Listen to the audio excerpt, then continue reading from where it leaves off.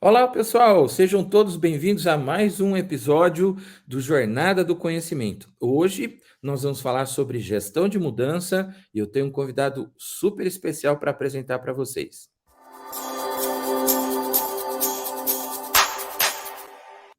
É o professor da Fundação Getúlio Vargas, professor convidado da Fundação Getúlio Vargas do Rio de Janeiro, meu amigo pessoal, professor Jeffrey Costa.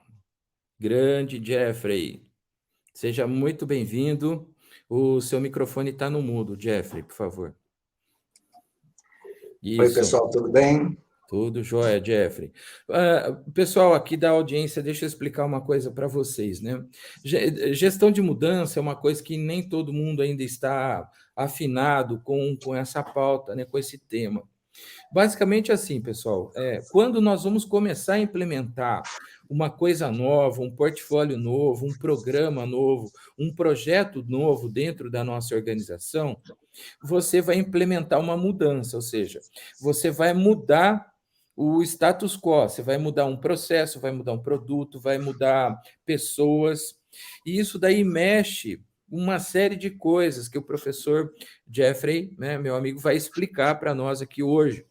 Ele preparou aí uma aulinha rápida para dar uma geral sobre esse assunto aqui para nós. Né, Jeffrey? É isso mesmo, Então vamos Marco. lá. Estou aqui às suas ordens. O microfone é todo teu. Manda abraço. Tá ótimo. Então, é um prazer estar aqui com vocês, com o Marco, um colega qualificadíssimo aí, muito fera, e contribuindo nessa parte, então, mais humana, né? Eu vou mencionar algumas questões de gerenciamento de projeto, mas o foco da palestra não é esse, né? O foco é justamente a questão das pessoas, né? E como é importante ter elas como aliadas, né? Parte comportamental. Muito bom. Vamos lá Então, então. o nome ficou Gestão da Mudança Organizacional, né? Uhum. E eu começo falando um pouco sobre a importância da visão, né? Então, a nossa visão interna acreditamos que todos podemos nos desenvolver e transformar nossas realidades e as das pessoas que nos cercam. E eu estou sempre trabalhando nesse autodesenvolvimento, e se tudo estiver correndo bem, também no desenvolvimento das pessoas, né? Que eu tenho a oportunidade de estar frente a frente, né? Ainda que seja via tela. Então, eu começo com algumas definições importantes aqui, né? De mudança, né? Que são fatos, né? Eventos provocados pela detecção de oportunidades de crescimento ou até do declínio do desempenho, né?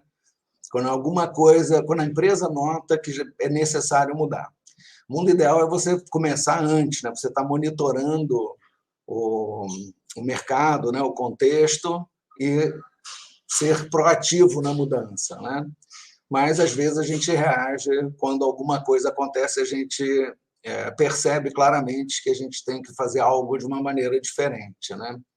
Já a gestão de mudança é um estilo de gestão que tem como objetivo, né, incentivar organizações e os indivíduos a lidarem com a mudança da forma mais eficaz possível no seu trabalho, né? A partir dessas definições, também vem uma justificativa, né? Uma boa parte desse material foi compilado de artigos científicos, né? Então, isso foi até mencionado num outro episódio, né?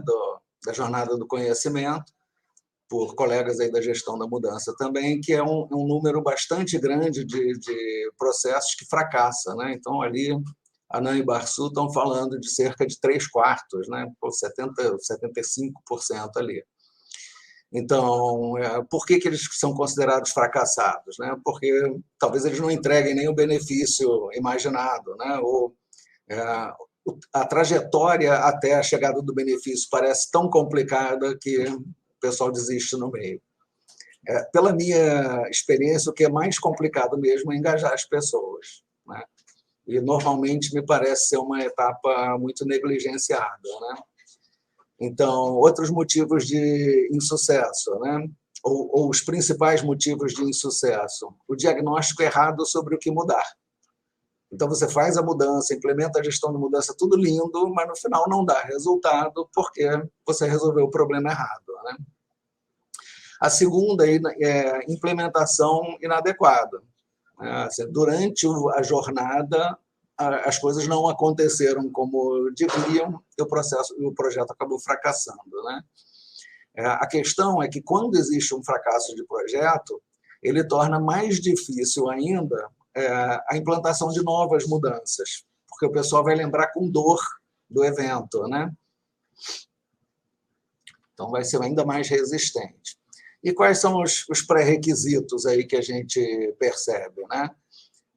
Primeiro, né, os gestores da organização precisam entender o que motiva a equipe e conseguir sua participação, né? Mais do que participação, engajamento. Então, é preciso vender a ideia, né? Eu gosto de usar esse termo, né? Você apresentar a ideia da forma mais legal possível, mostrando os benefícios, para ajudar as pessoas a se engajarem, né? Também, assim, né, já é identificado, né, na academia e com base em projetos reais implantados, que é necessário você trabalhar a motivação e a orientação das pessoas envolvidas ao longo do processo todo, né, para que eles desempenhem da melhor forma possível. Então, né, isso vindo de fontes inequívocas aí, né, científicas estudando as realidades que já estão se apresentando. Nesse aspecto também, né, e acho que o projeto de gestão da mudança é aquele que você vislumbra um objetivo, mas o escopo não está assim tão claro, né? Você tem o seu planejamento, mas eu acho que isso se encaixa bem nas abordagens ágeis, né?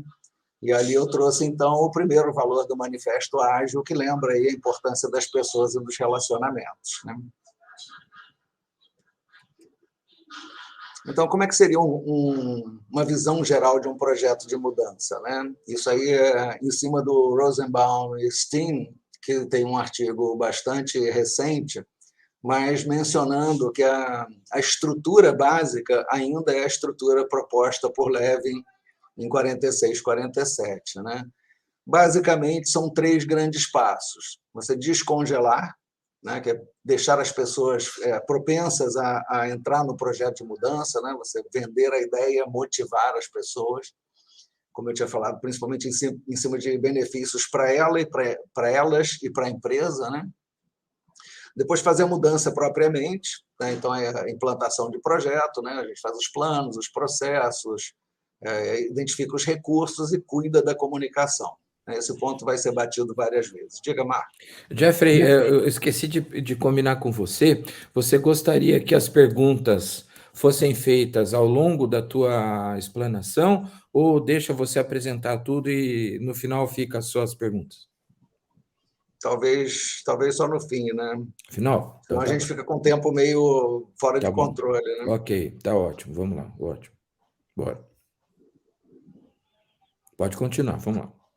Então, para mudar mesmo, né, a mudança efetiva, talvez mais técnica, mais física, vamos dizer assim, né, os métodos de gerenciamento de projetos, inclusive via as abordagens ágeis, né, que é até uma que eu estou recomendando para esse tipo de projeto, ao final você então tem que recongelar o estado novo, né, que significa que você conseguiu engajar todo mundo, que todo mundo já viveu a mudança, os processos estão redesenhados, eles estão prontos para trabalhar dessa nova forma.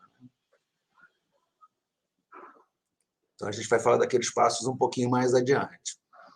Depois tem uma questão, né, que é assim, para ser a mudança certa e para ela funcionar, a gente tem que entender muito bem 3 coisas. Primeiro o que foi o catalisador da mudança. No mundo ideal, o catalisador da mudança é sempre a percepção de que fazer alguma coisa diferente pode gerar vantagem competitiva, né? Então, a geração de valor, como eu e Marco costumamos falar. Depois, identificar um objetivo prioritário da organização, de preferência que todos reconheçam como o principal problema e que torne as coisas mais fáceis para as pessoas absorverem e ajudarem no processo da mudança. Finalmente, né, Ana e Barsu destacam a importância das competências de liderança necessárias para conduzir esse processo de mudança, né? Mais uma vez, a parte mais técnica da mudança por mais complexa que seja, não é a parte mais complexa. A parte mais complexa é você trazer todo mundo para a mesma visão, né? Engajar todo mundo e gerar essa mudança e ficar feliz com o resultado da mudança. Então, primeiro, né, lembrando aí a busca de valor, né, o catalisador para a mudança, e idealmente, né, isso implica melhorar a eficiência, racionalizar e reduzir custos, por exemplo, e reinvestir no crescimento por algum tempo. Por outro lado, né, é preciso também evitar algumas armadilhas que aparecem para a gente, né?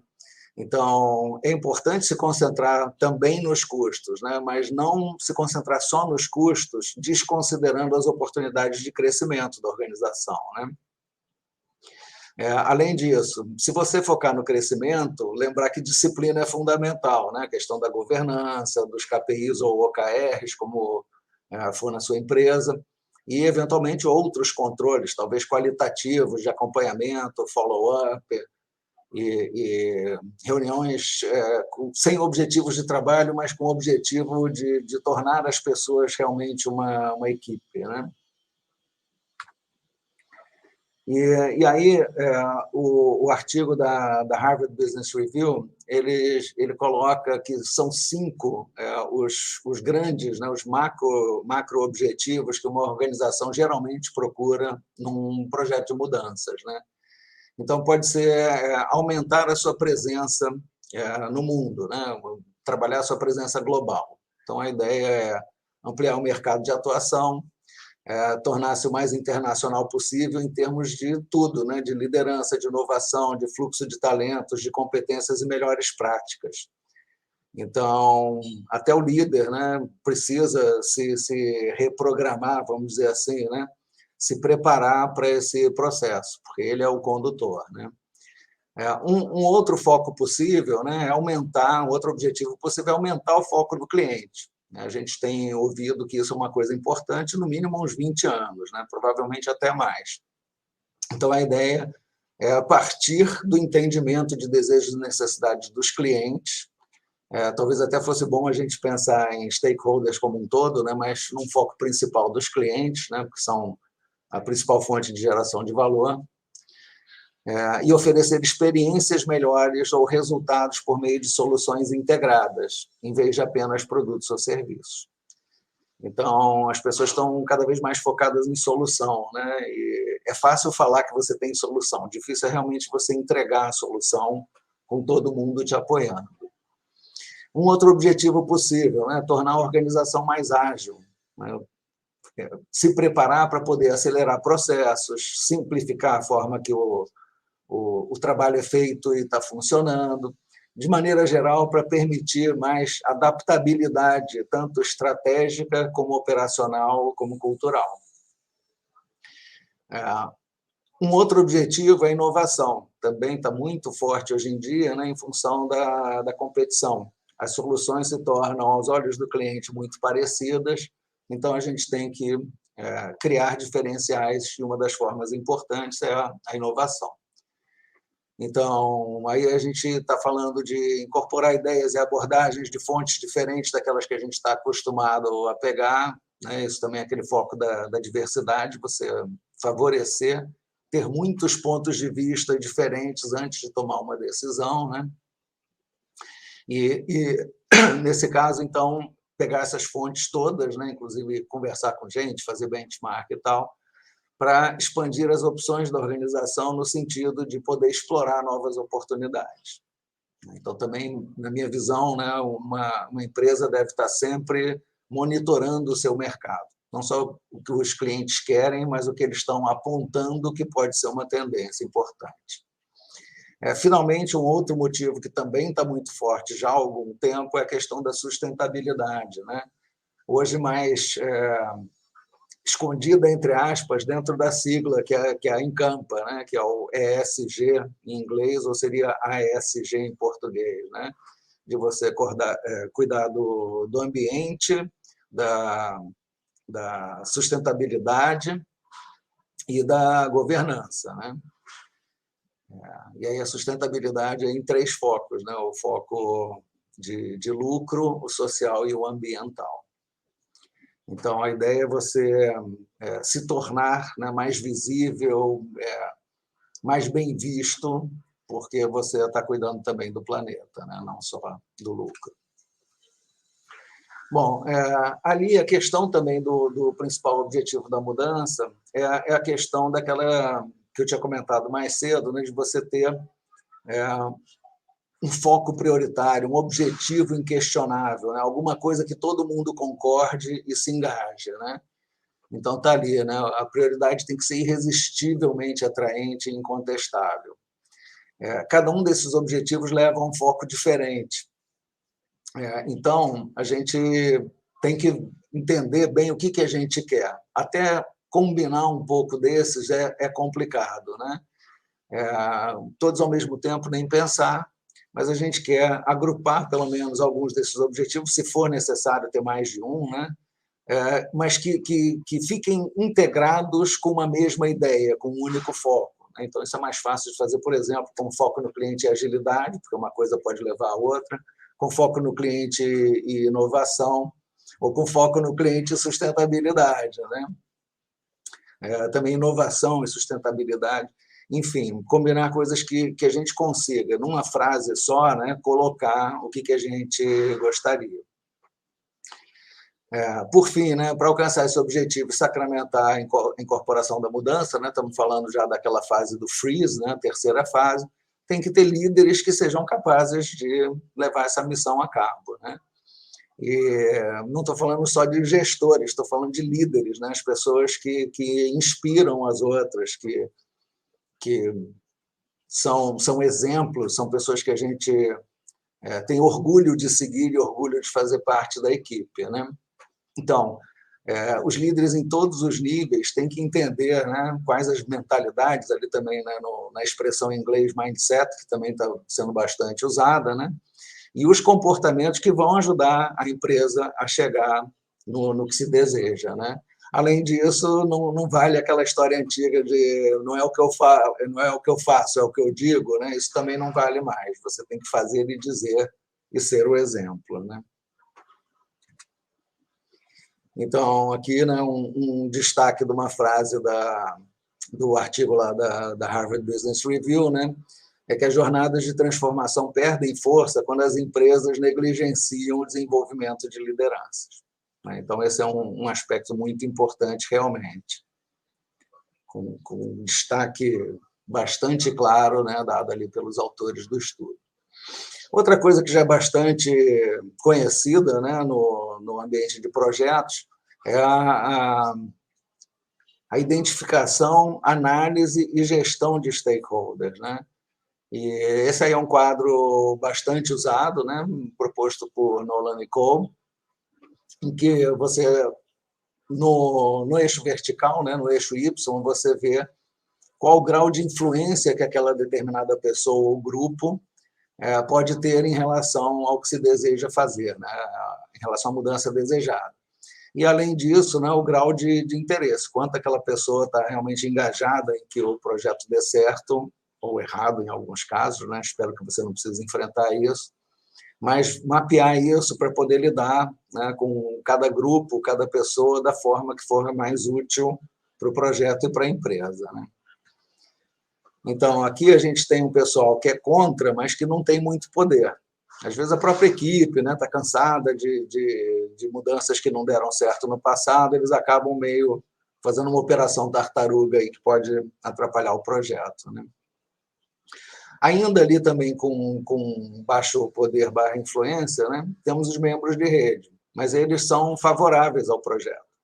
Então, é um grupo que vale a pena a gente estar próximo, incentivando que eles continuem, né, engajados no projeto e, eventualmente, até ajudem a trazer os que estão relativamente contra, né, os desaceleradores. Tem também uma área aí, né, em que as pessoas que são classificadas ali são classificadas de bloqueadoras, porque elas têm alta influência, alto poder, mas também são bastante contra o projeto, muitas vezes por uma percepção de perda de poder, né? Então, esses também a gente tem que acompanhar de perto, se possível, reverter a impressão que eles têm, né? E, finalmente, temos aí os aliados, né? Normalmente, o sponsor é um dos que está nesse setor aí do gráfico, né? Nesse quadrante. E esses, então, são os que você vai usar o máximo possível para reforçarem tudo aquilo que você precisa fazer. Quando a gente entra, então, nas competências de liderança necessárias, é um tipo de liderança que eu já vinha estudando há bastante tempo e que, na academia, é considerado o modelo atual de liderança, né? Algumas formas novas estão sendo propostas, mas ainda não emplacaram. Essa aí é o modelo que veio após a liderança situacional, que ainda é muito usada, mas que, para mim, está incluída na liderança transformacional. Na parte que a gente vai falar daqui a pouquinho, né, num dos pilares da liderança transformacional, que é o cuidado individualizado, a atenção ao indivíduo, né, você pode, então, usar aquele gráfico da liderança situacional, porque para tratar cada um, né, como um único e diferente, vale a pena você colocar lá naqueles 4 quadrantes de maior ou menor maturidade, né, em termos de relacionamento e de execução de tarefa. Então, essa liderança transformacional é considerada o modelo mais adequado de liderança para enfrentar mudanças. Às vezes porque a tropa está com moral muito baixo, às vezes porque você enxerga um potencial em alguma área, ou muitas vezes o potencial das pessoas, né? Porque com alguma frequência a gente ouve que as pessoas são um problema e você vai olhar, às vezes o líder é o que causa o problema das pessoas, né? Então, isso tem que ser observado com cuidado também. Então, esse líder transformacional é uma pessoa que costuma enxergar mais longe, né, do que as pessoas da equipe, do que até outras pessoas acima dele, né? Ele enxerga à frente do tempo e ele não quer saber só de mudança pontual, não. Ele aceita as mudanças pontuais, mas ele está preocupado em realmente revolucionar a maneira como as coisas são feitas, né? Esse tipo de liderança é classificado como neocarismática, porque parte lá do conceito inicial, né, da pessoa com carisma, colocado lá pelo Weber, e o foco não é só na questão do carisma, e também o carisma é desmembrado em coisas concretas que o líder pode trabalhar em si mesmo, né? Então, vamos falando um pouquinho disso. Esse líder transformacional, ele gera respeito nas pessoas, para começar, porque ele é um cara competente. Ele é competente do ponto de vista técnico e ele é competente do ponto de vista comportamental. As pessoas reconhecem nele uma pessoa boa de relacionamento, competente com o seu trabalho e, de preferência, pronta para ajudar, né? Esse, então, é um outro dos aspectos, né? A gente ter esse líder que gera confiança. Então, 2 coisas que ele faz para gerar essa confiança são respeitar as pessoas e seus pontos de vista.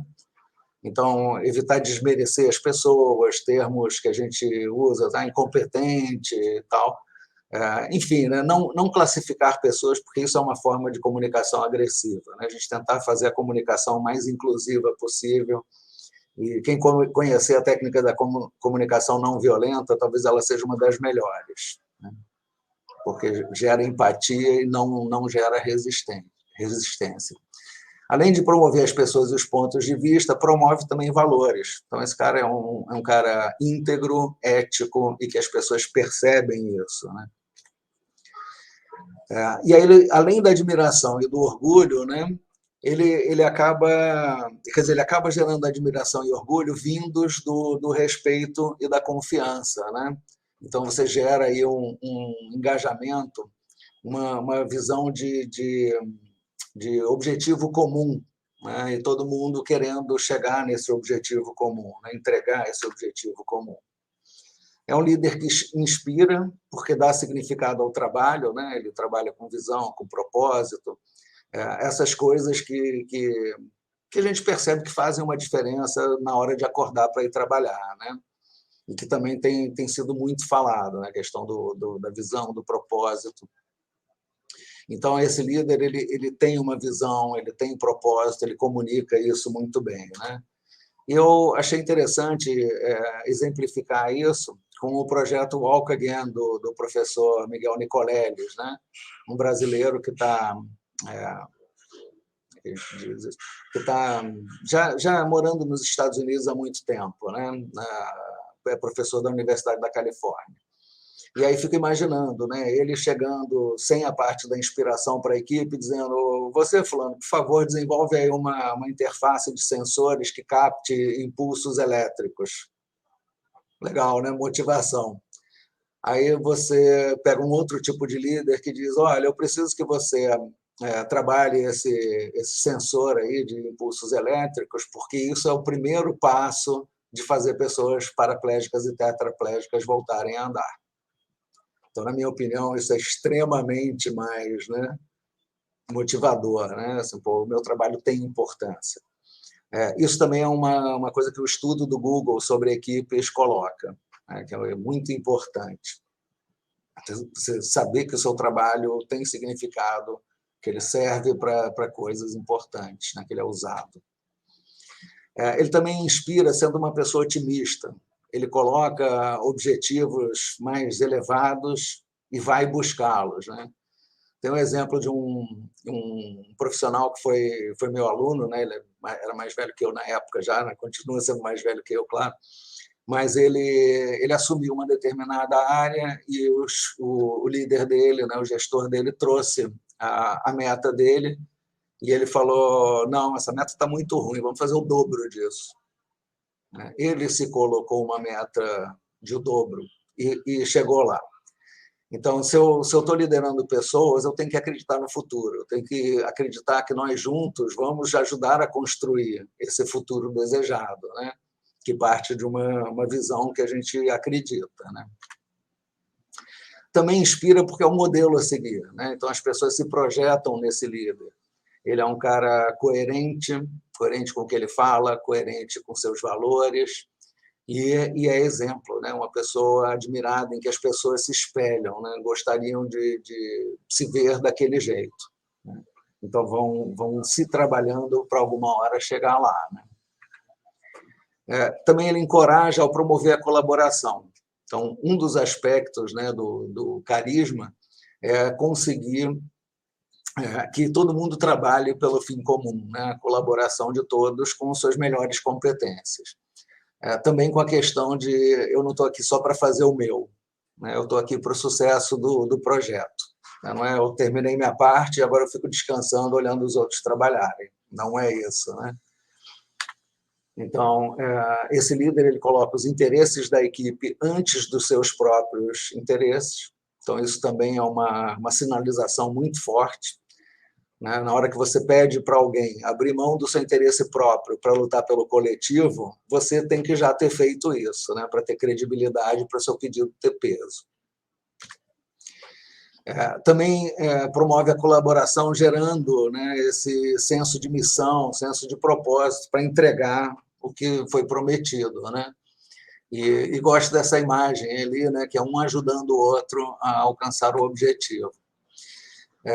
Nesse pilar, então, da atenção ao indivíduo, né, a primeira coisa é lembrar que as pessoas são diferentes, que a gente geralmente sabe, mas não se porta, né, de forma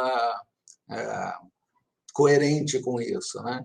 Então, esse líder busca identificar as particularidades e os interesses de cada um. Eu somo aqui, né, que esses interesses eles são bastante coisa, né? Eu vou dar a conotação de interesses que é dada em negociação, né? Em negociação, os interesses são desejos, necessidades, medos, né? Coisas que você não quer que aconteçam também fazem parte dos seus interesses. E aí esse líder desenvolve, né, a sua equipe, ele é preocupado em formar novos líderes, e ele desenvolve dessas três maneiras, né? Primeiro, os programas tradicionais, né, online ou ao vivo, mas também com feedback muito frequente, muito próximo. Um feedback que não só flagra o errado para então consertar, mas flagra também o certo para elogiar e motivar todo mundo. Não só o que recebeu o elogio, mas todo mundo mais, né? Pelo menos eu não sei se vocês estão que nem eu, né? Talvez eu seja muito competitivo, mas quando eu vejo um colega sendo premiado, eu logo penso, também quero, né? O que eu tenho que fazer para chegar lá? Então, esse feedback contínuo aí, que não seja restrito só aos momentos de avaliação, que geralmente são só 1 ou 2 ao ano, né? Muito pouco. Na parte de coaching, então, também fazer mais perguntas do que dar respostas, né? As pessoas gostam de encontrar as soluções, né? Então, se você confia que a pessoa é capaz, você só faz perguntas para direcionar ela, né? Para ela mesma encontrar a solução que ela está buscando. Na parte da atenção ao indivíduo, também tem a questão de você escolher tarefas que combinem com as competências da pessoa, né? Então, você dá tarefas que são adequadas para o nível de competência de cada um da equipe, né? Também uma coisa importantíssima, né, é que essa pessoa, esse líder, ele sabe da importância de estar todo mundo motivado e engajado, né? E aí eu fiz esse link, né, do alinhamento das necessidades individuais com o propósito, né, que é um dos pontos da liderança transformacional, mas aí eu acrescentei aqui o método não, né, o Ikigai, né, uma ideia japonesa, que se a gente consegue isso, não só, né, a nossa equipe, mas nós mesmos estamos totalmente motivados o tempo inteiro, né? Então, é descobrir daquelas coisas que eu amo fazer, quais delas eu faço bem. Além disso, né, daquelas que eu amo fazer e faço bem, que também o mercado valorize. Então, não adianta eu fazer coisas que eram muito valorizadas no passado que hoje estão ignoradas, né? Então, é praticamente 100% do mercado hoje móveis, né, de madeira serem daquele MDF, né, que eu chamo de um hambúrguer de madeira, né, porque é serragem com cola, de uma forma muito simples, assim, colocando, né? Então, alguém que aprecia boa arte da marcenaria e trabalha com madeiras maciças e tal, talvez fique com preço proibitivo. Talvez o mercado não valorize a ponto de tirar do bolso esse dinheiro para ter esse móvel perfeito, aí, entre aspas, né? Além disso, né, o que o mundo precisa. Então, se a gente consegue achar o ponto de convergência dessas 4 dimensões, que é aquele pontinho ali, a gente acha o nosso Ikigai e a gente está permanentemente motivado. Então, na função do líder, aí a gente está falando dele ajudar a pessoa a encontrar o Ikigai. Pelo menos ajudar ela a refletir a respeito e se sentir caminhando em direção a. Outra questão, e é um outro pilar da liderança transformacional, é a questão da inovação e criatividade. A estimulação intelectual na maior parte das traduções, né?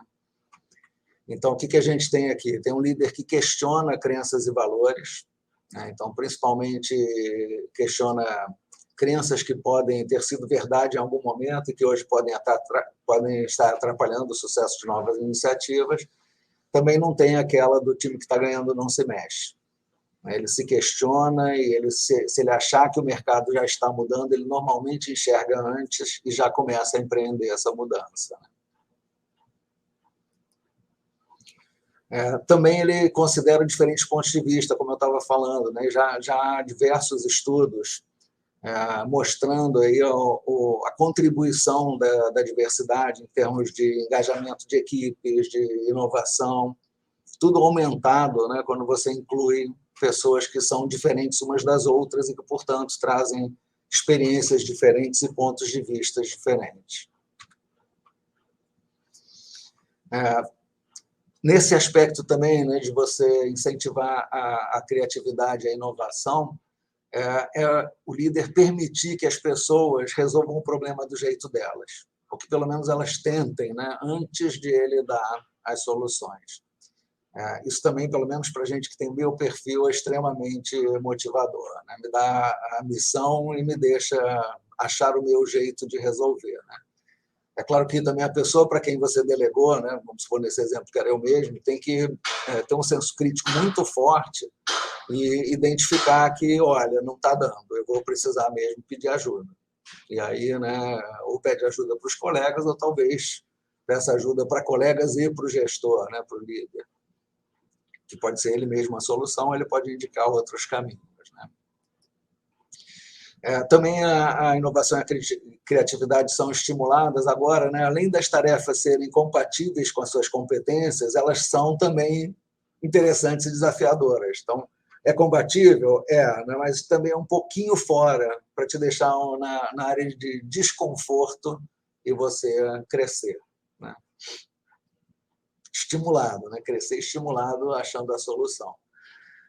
Em função disso, né, os líderes que trabalham dessa forma, né, que têm esse cuidado com as pessoas, tornam as equipes mais satisfeitas, mais produtivas, mais motivadas. Né? Isso é checado em diversos estudos científicos, inclusive as meta-análises, né, que são análises estatísticas de diversos outros resultados de pesquisas, né, científicas. As pessoas também se tornam mais motivadas, né, para fazer o esforço necessário para atingir os objetivos.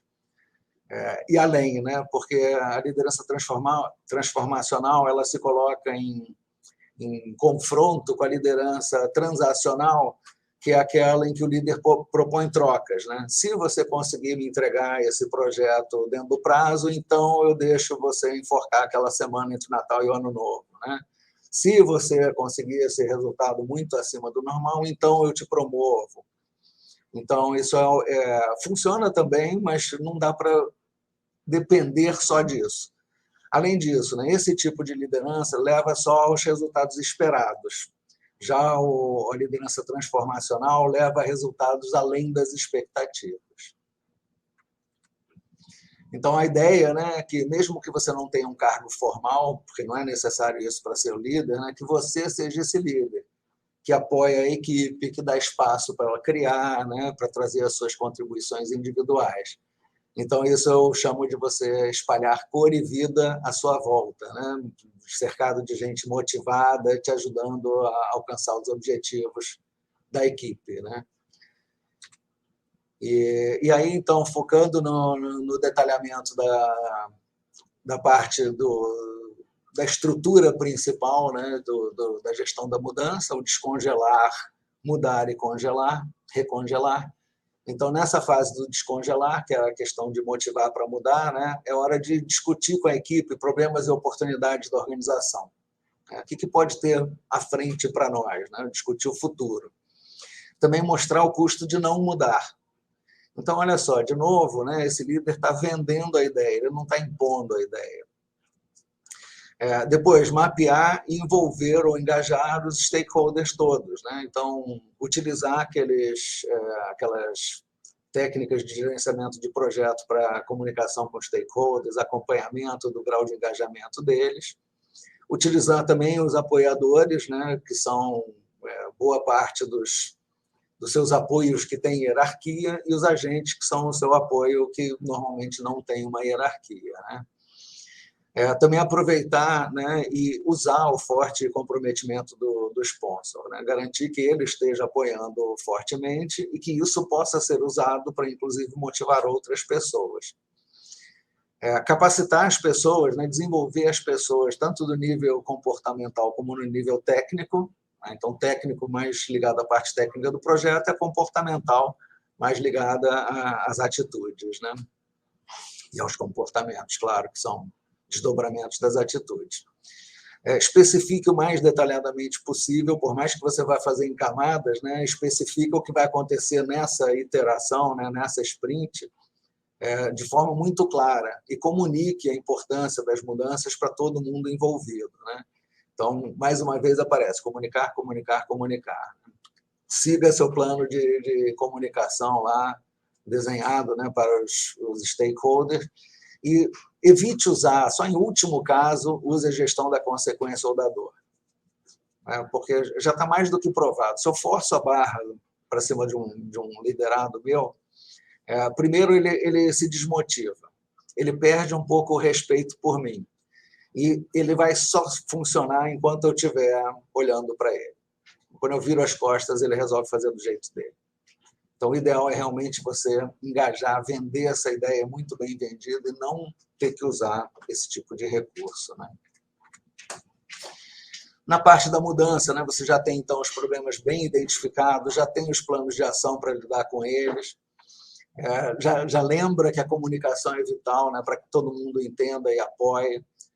Eu gosto muito de fazer um processo de planejamento colaborativo, para a gente sair com algumas ideias que sejam da própria equipe. E é sensacional quando a própria equipe dá a ideia que a gestão gostaria de implementar, né? Porque aí sai dela, não é mais o plano do líder ou o plano da diretoria, é o nosso plano, o plano que eu ajudei a criar e com o qual eu certamente estou muito mais envolvido e engajado, né? Finalmente, executar os planos, né? Com aqueles cuidados todos de governança de projetos, com bons indicadores e tudo mais, né? As boas práticas. Depois, a parte de recongelar é quando as pessoas já percebem os benefícios da mudança, a mudança já está incorporada aos processos, até a cultura, mundo ideal, geralmente uma coisa um pouco mais demorada, e a organização retorna a uma certa sensação de estabilidade, né? Que a marola já passou, a onda passou, o transiente, aí, se a gente for falar mais engenheirês, né, já passou, no momento ali de instabilidade da mudança. E, bom, acredito que se tudo isso for trabalhado, você vai ter a sua gestão bem implementada. Eu acredito muito nessa frase aqui do Henry Ford, né? Se você acha que pode ou que não pode, você está sempre certo. Isso, para mim, significa que se você acha que pode, você vai tentar até conseguir. E se você acha que não pode, né, ou você nem tenta, ou você desiste na primeira dificuldade. Então, eu desejo a todos aí muito sucesso, que todos vão ao infinito e além. Muito bom. Pessoal, os créditos, o LinkedIn do professor Jeffrey, a gente vai deixar aqui na descrição do vídeo, tá? Quem gostar, quem quiser depois entrar com mais detalhes, conversar com ele, etc. Jeffrey, posso fazer as perguntas, então? Por favor, fique à vontade. Tenho só 432 perguntas anotadas. Vamos lá, então. Vamos para a prática, né? Todos os gestores, profissionais da indústria que estão nos assistindo, ele está sendo bombardeado por uma palavra chamada transformação digital. Eu preciso implantar a transformação digital na minha fábrica. Não adianta eu começar a abrir a minha porta para centenas de fornecedores que me apresentam soluções tecnológicas. Olha, compra isso porque isso é bom, compra isso porque isso é bom, compra isso. Depois que eu assisti essa sua palestra, então eu preciso primeiro me preocupar com a gestão da mudança. E a gestão da mudança, ela tem ali as 3 fases. Primeiro eu vou fazer o unfreeze, né? Depois a implementação e depois o freeze. Então vamos começar pelo unfreeze. O que você recomenda na prática para que indústrias se utilizem do unfreeze? Como você faria isso numa empresa, numa fábrica? Eu começaria com isso que eu acabei de comentar, né? Fazendo um brainstorm, né? Um trabalho conjunto com toda a equipe. Acho que podem estar os líderes juntos também, mas eu faria depois uma separada com os líderes, né? Dinâmicas de grupo. Dinâmicas. Dinâmicas de grupo. Principalmente com um pouco de informação nova, mas também de deixar eles fazerem a leitura do cenário. Né? Benefícios disso. Se eles enxergarem aquilo que a direção já enxergou, a motivação é instantânea. Né? Porque vocês mesmos identificaram isso, né? Sabem da importância. Se não vier a ideia principal, você pode depois colocar também como mais uma ideia e angariar o apoio para essa ideia sua, e se não vier uma ideia boa da própria Qual que é a equipe. entrega do unfreeze? O que sai disso aí? Uma carta de compromisso? Sai todo mundo abraçado, escreve lá, corta aí o sangue, carimba teu sangue aí, assina embaixo. Como é que é? O que sai disso aí? Isso não é uma coisa que esteja proposta no método, mas é uma coisa que eu acredito como importante, né? Inclusive, né, uma técnica de persuasão se baseia justamente nisso, né, que a gente não quer se contradizer. Então, a gente usa no dia a dia aquela história, poxa, mas foi você mesmo que disse, né? A gente está apelando para essa lei da persuasão que tem a ver com coerência e consistência, né? Então, a gente não gosta de se desdizer, menos ainda se o que a gente disse foi dito em público, né?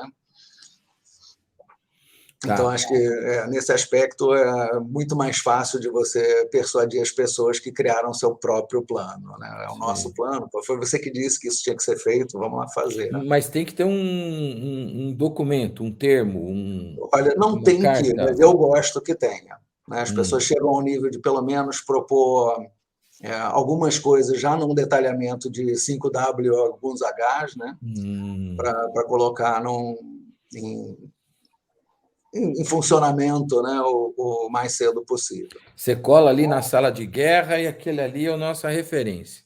É isso Aquele ali aí. é o nosso compromisso. Show. Vamos entrar na fase de implementar. Você vai implementar. Eu adorei isso que você falou da liderança transformacional, né? E da comunicação não violenta, né? Bacana, maravilhoso. Só que o sponsor, que é o cara que tem toda uma capacidade para fazer essa implementação, ele é um super técnico. Ele entende como ninguém, ele conhece o processo na palma da mão, ele conhece a automação, ele conhece a tecnologia, conhece tudo dali. Entretanto, essa pessoa não tem esse treinamento que você acabou de explicar da liderança. Ele não é, ele é um técnico que, com tanto talento que ele tem, ele foi promovido, ele chegou onde ele está. Então, ele não se desenvolveu em gestão, ele não se desenvolveu. Ele é um líder assim prático, né? Vai aprendendo, sabe tratar, lidar muito bem com as pessoas. Entretanto, ele não conhece bem da gestão, né? É, como que pode resolver uma coisa assim? O que que você Olha, sugere? tem vários tipos de líderes, né? Muitos dessa área aí, nossa, né, de engenharia, são esse perfil que você falou, né? São Pois é. técnicos excepcionais e que cresceram na carreira por conta disso, mas que não tiveram nenhum preparo formal para estar ali como líderes, né? Uma parte desses líderes, você conversa com ele, ele diz: eu sei disso, me ajuda. E aí fica tudo mais fácil, né? Uma parte não acredita e diz: isso é bobagem. Quando eu chegar lá com o meu chicote, todo mundo vai fazer o que eu estou mandando e pronto, né? E não é bem assim, né?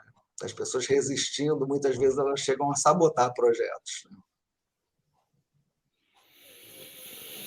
E quando isso acontece, qual é o papel do consultor? O O que que papel você do sugere que consultor o é de consultor faça? identificar, né? Identificar e tentar, via perguntas poderosas aí de coaching, se essa pessoa se engaja. E, se não, né, colocar para o líder, que a pessoa não está realmente se engajando, para ele decidir o que fazer.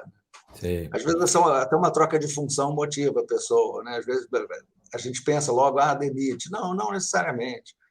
Você troca a pessoa de área, de tarefa, às vezes a pessoa fica motivadíssima. Uhum. E aí, para isso, precisa É, conhecer as pessoas, conversar a- de vez em quando sobre os aspectos pessoais também. Né? Então, não é bobagem você conhecer um pouco da vida da pessoa, saber se ela está tendo problemas em casa nesse momento, né? Se está se separando, se tem filho pequeno. Tudo sei. isso afeta a Tudo produtividade isso da influencia, pessoa. né, Jeffrey? Adorei o Ikigai, eu já conhecia a técnica, né? Mas não havia pensado de juntá-la dentro aqui das técnicas da liderança, né? Como que você sugeriria esse Ikigai ser feito para o sponsor, esse Ikigai ser feito para as pessoas do time? Eu acho que é essa história de sentar com um por um. Né? Ter clara já nessa altura a visão, o propósito, né? E aí conversando de um por um e tentando achar esse alinhamento. Como eu Uhum. trabalho muito na área de marketing, é tudo muito fácil, porque tudo vira dinheiro, né? Meta de Hum, vendedor vira dinheiro. Então, pode pegar qualquer sonho do cara dar certo. Ó, é só ganhar mais dinheiro que você atinge seu sonho. Né? Quero estudar fora, pô, é só fazer mais venda. Quero comprar um carro, só fazer mais venda. Então, tudo facilita nesse sentido aí. Em uhum. outros projetos, né, de outras áreas que não tenham resultados assim tão facilmente mensuráveis, aí a conversa é um pouco mais longa para você tentar identificar daquilo que é importante para a pessoa, o que pode ser, né, trabalhado, usado dentro do projeto para até gerar mais motivação dessa pessoa. Uhum. Muito bom. E por último, Jeffrey, tem uma perguntinha aqui que é sempre representando a audiência, né?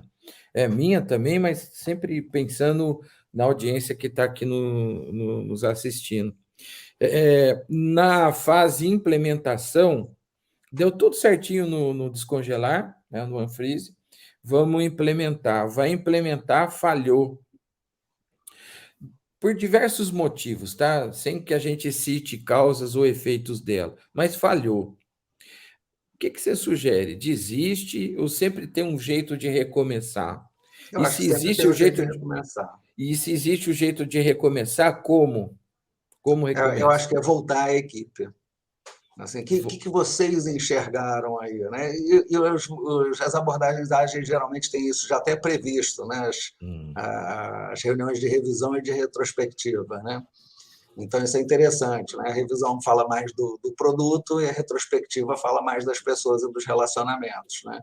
Então, o bom líder ele não foge do erro, do fracasso. Ele trabalha o fracasso como escada para ir para frente, né? Então ele uhum, volta à equipe, pode ter sido porque escolheram o plano errado, então ele diz, ó, equipe, né, continua acreditando em vocês, mas a gente precisa de outro plano. excelente. Ou não, né? Outras questões, como você colocou, diversas questões, às vezes uma demissão em massa na própria empresa já dá uma desmotivada em todo mundo, dá uma bagunçada no emocional, né? Enfim, tem muita coisa que pode chegar no meio, mas acho que para uma grande quantidade dos casos, sentar de novo com a equipe, conversar, não para bater, né? Mas para apontar futuro, que isso também é uma coisa legal da comunicação não violenta, né? Quando eu vou te pedir alguma coisa, eu não fico reclamando do passado. Ah, você já fez isso 50 vezes. Pô, não adianta. Eu tenho que mudar a maneira de pedir, porque até agora não funcionou, né? E uma delas é falar de futuro. Então, em vez de eu falar de tudo que você fez errado hoje, eu falo, estou contando o que você vai fazer dessa outra forma na próxima Uhum, vez. uhum. Tem todo um formatinho da comunicação não violenta que eu não coloquei aqui, mas ela trabalha muito isso, de não repisar passado, de você fazer um pedido Hum. específico do que você quer daqui por diante, né? Sempre olhando para frente e página virada para o passado. E olhando Fantástico. para as necessidades suas e das pessoas da equipe também. Uhum. Então, Jeffrey, como você sabe, né, e como engenheiros que somos, né, assim, eu vim para esse lado de gestão, eu comecei a prestar mais atenção na necessidade do desenvolvimento do lado comportamental, justamente pelas batidas de cabeça pela parede que você vai dando pela vida, né? Então, graças a Deus, eu acabei indo para esse caminho e me desenvolvi bacana em gestão, e a gente veio se conhecer na escola de negócios, na FGV, onde nós trabalhamos, né? Mas, assim, infelizmente, esse é um grande fator de erro, e as jornadas Indústria 4.0 que falham, né? E que eu vejo que falharam,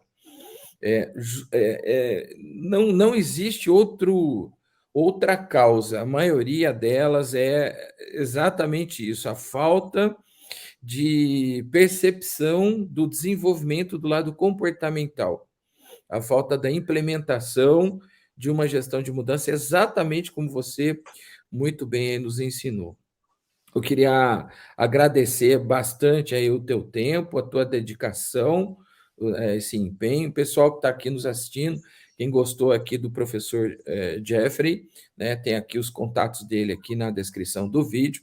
E eu queria te convidar aí para fazer as últimas considerações, Jeffrey, para a gente fazer o nosso encerramento. Acho que você já fechou bem aí, mas acho que para mim assim, o que foi muito importante foi o que você colocou agora, né? Assim, ao longo da carreira, eu percebi que se tivesse um pouco mais de técnicas de liderança, se eu me comunicasse um pouco melhor, minha vida sairia muito mais fácil, né? Então, acho que isso são questões aí que geralmente o engenheiro não presta atenção até ele começar a perceber que pô, todo aquele conhecimento técnico bacana dele está sofrendo porque ele não tem o apoio das pessoas. É que não faz parte do nosso curso, né, Não Jeff? faz. Eu, pelo menos, eu acho que você também, a gente veio se desenvolver na pós-graduação, né? Na nossa graduação, No mercado, né? você não tem nada de comportamental. Então, você chega no mercado, aquele cara cartesiano, 100% cartesiano, né? E a Eu brinco, vida, e os problemas da vida não se resolvem apenas no plano cartesiano, né? Com 3 eixos ortogonais. verdade. Eu brinco que engenheiro só descobre que existe pessoa depois que ele se forma e vai para o mercado de trabalho, né? Por causa disso que você falou, não tem praticamente disciplina nenhuma. Na UFRJ, Meu onde eu caso, estudei, tinha uma disciplininha, que meu caso. era Humanidades e Ciências Sociais. E todo mundo odiava ter que ir, você odiava sem conhecer, né? É, E esculhambava e chamava de Amenidades e Ciências Exóticas. e a primeira oportunidade que você tem, você mata a aula, né? Não vai participar da Você aula. não comi, não Infelizmente. gostei, né? Na graduação, realmente, infelizmente, eu pelo menos, né, não fui preparado e não tinha maturidade para isso. Vim realmente aprender, tomando as cabeçadas aí na vida, né? Verdade. E isso daí foi muito importante. Pessoal, então, Jeffrey, mais uma vez, muito obrigado. Pessoal, até o próximo episódio aí com mais um Jornada do Conhecimento. Grande abraço. Tchau, Jeffrey. Tudo de melhor. Tchau, tchau. Tchau.